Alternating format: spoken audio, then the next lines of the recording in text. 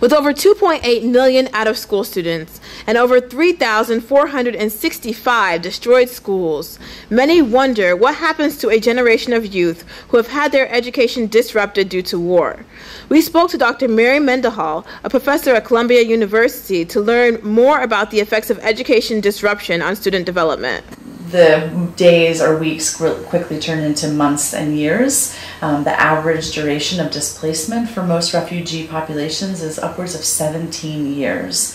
So imagine if they're not in school during displacement, they have lost and have a really hard time recuperating schooling.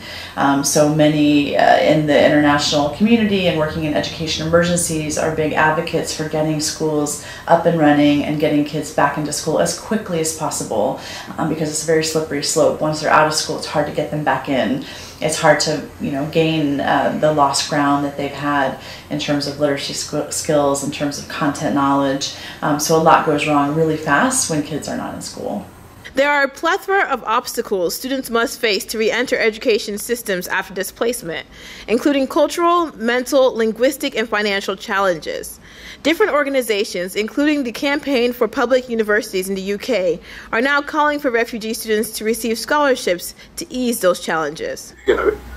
If welcoming refugees, you'd be welcoming them to equal treatment, not welcoming them to special treatment and disadvantaged treatment. Refugees, asylum seekers are treated in a way which makes it difficult for them to get higher education, and they're not eligible for any loans if they still have got their status undefined. They're not also able to seek employment, and so they have to subsist on welfare benefits which are well below those that are otherwise available to British citizens. So they're left in a bit of a limbo. So one of the ways around that is to call upon universities to re-engage with their public mission, if you like, their mission for democratic education. So we link that to the United Nations Declaration of Human Rights, Article 26, which is a right for education. And although that's a right that's not well enforced for higher education, our idea is the solution would be that if universities put some of the revenue that they're getting from student fees towards a system of bursaries, then actually universities could solve the problem of refugees and asylum seekers. However, first, displaced students must find a country to settle into.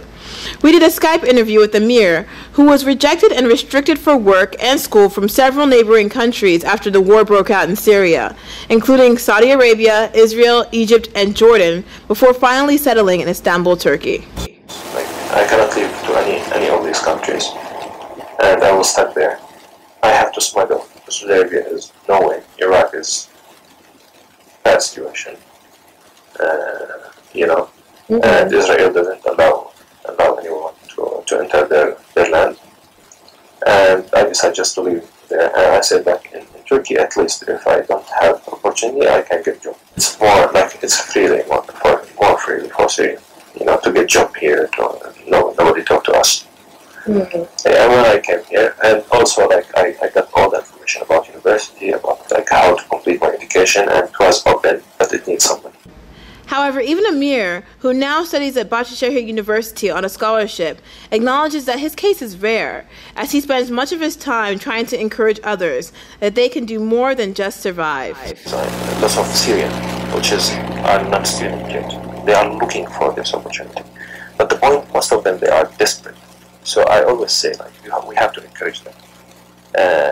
Because, some of them used to be with the army, some of them used to be with, under, all this bombing happening in Syria, and some of them, lost out of their mind about, thinking in proper way, to manage their life, to make progress in their life. They kind of desperate of, moving from Syria means just to be survived, and we cannot do anything. The likelihood of displaced primary school students returning to school after displacement averages 76%, opposed to secondary school, which drops as low as 36%, and even less probable after that. Even with the help of special programs designed to get refugees back into school, the chances are still pretty low. Reporting from New York City, Jenny Abamu, IEN.